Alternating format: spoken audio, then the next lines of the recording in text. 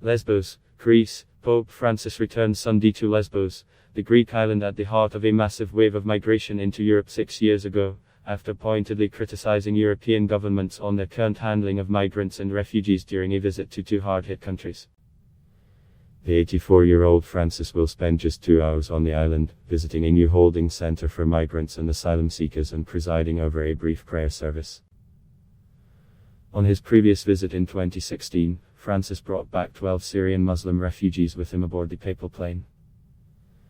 The Pope is on a 5-day visit to Cyprus and Greece that has been dominated by the topic of migration.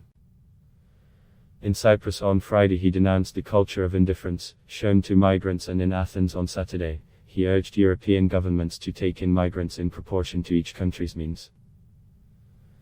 Europe continues to stall, falling prey to forms of nationalistic self-interest rather than being an engine of solidarity. At times it appears faltering and uncoordinated, he said.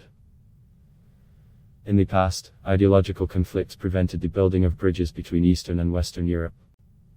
Today the issue of migration has led to breaches between South and North as well. Francis said migrants and refugees are today living through a horrendous modern odyssey, referring to the ancient Greek epic poem. More than 1 million people, many fleeing war in Iraq and Syria, crossed from Turkey into Greece during 2015 and 2016, with Lesbos the busiest Greek crossing point. An overcrowded refugee camp at Moria on the island, which the Pope visited in 2016, was destroyed by a fire last year. Francis will meet Sunday with migrants at a replacement camp, presiding over a prayer service and also spending some time with families inside their makeshift homes. The Vatican was non-committal on whether any would leave the island with Francis this time around.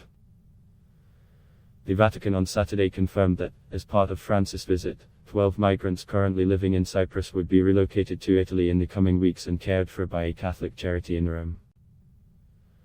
Among those invited to be on stage with Francis on Sunday is Christian Tango Mukaya, a Congolese father of 3 who lost track of his wife in their journey and is hoping his visibility with the Pope might reunite them. We always have this hope that one day we may all be together again. That the family can be together again, he said on the eve of Francis' arrival. Greece has recently built a steel wall along a section of the Greek-Turkish land border and is intercepting boats transporting migrants from the Turkish side. It denies allegations that it is carrying out summary deportations of migrants reaching Greek territory, but human rights groups say numerous such pushbacks have occurred. Ahead of Sunday's stop by Francis, human rights groups have stepped up their criticism of Greece's treatment of migrants and of tougher migration policies among the EU's 27 members. Amnesty International said new funded detention camps on Greek islands were in violation of Athens' commitments to provide international protection to those in need. Under international and EU law, asylum seekers should only be detained as a matter of last resort, Amnesty said. As we feared, Greek authorities are hiding behind the legally ambiguous concept of so-called closed controlled centers to illegally deprive asylum seekers of their liberty.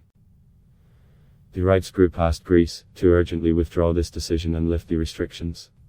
Ad block test why.